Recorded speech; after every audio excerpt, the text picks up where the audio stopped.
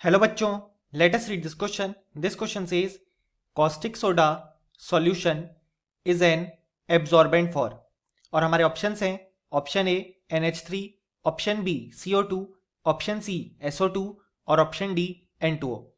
सो इस क्वेश्चन को सॉल्व करने के लिए हमें जो की कंसेप्ट रिक्वायर्ड है वो है नेचर ऑफ वेरियस कंपाउंड्स. सो अगर हम देखें तो हमारे पास क्वेश्चन में गिवन है कॉस्टिक सोडा सॉल्यूशन. सो जो कॉस्टिक सोडा सॉल्यूशन है इसका मतलब कि हमारे पास NaOH यानी कि सोडियम हाइड्रोक्साइड का सॉल्यूशन गिवन है. और हम जानते हैं सोडियम हाइड्रोक्साइड का जो नेचर होता है वो होता है बेसिक. अब हमसे पूछा गया है कि जो कॉस्टिक सोडा का सॉल्यूशन है वो किसके लिए एज एन एब्जॉर्बेंट एक्ट करेगा.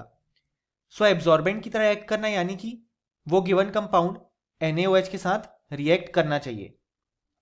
अब हम देखेंगे हमारे ऑप्शंस. सो जो हमारा ऑप्शन ए है उसमें गिवन है NH3.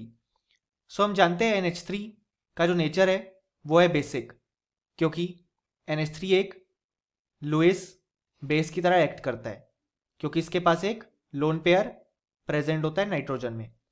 सो जब हम सोडियम हाइड्रोक्साइड और NH3 का रिएक्शन करवाएंगे तो क्योंकि दोनों बेसिक नेचर वाले कंपाउंड हैं सो यहाँ पे कोई भी रिएक्शन हमें देखने को नहीं मिलेगी.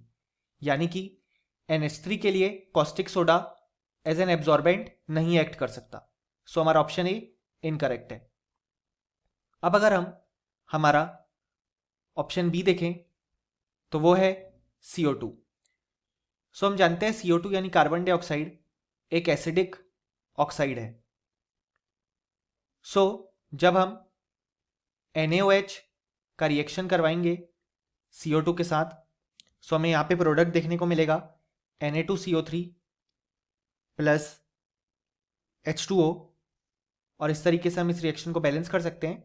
यानी कि हमारे पास NaOH जो गिवन है वो बेसिक नेचर का कंपाउंड है और CO2 एसिडिक है, इसलिए दोनों एक दूसरे के साथ रिएक्ट कर जाएंगे और हमें ये कंपाउंड का फॉर्मेशन देखने को मिलेगा.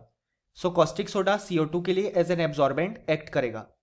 सो हमारा ऑप्शन बी करेक्ट है. अब अगर हम देखें हमारा ऑप्शन सी तो वो है SO2. सो जो SO2 है वो भी एक एसिडिक ऑक्साइड है.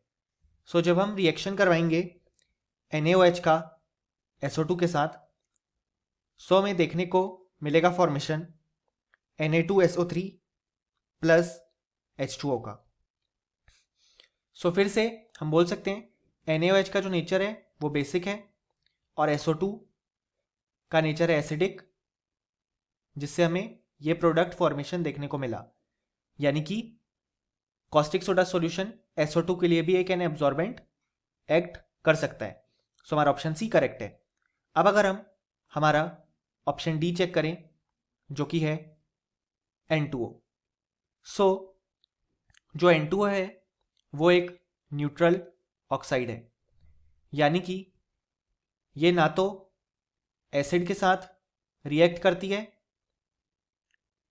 ना ही बेस के साथ.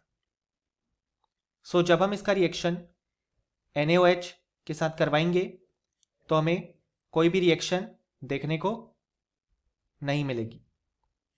यानी कि हम कह सकते हैं कि कॉस्टिक सोडा सॉल्यूशन इसके लिए एज एन एब्जॉर्बेंट एक्ट नहीं करेगा.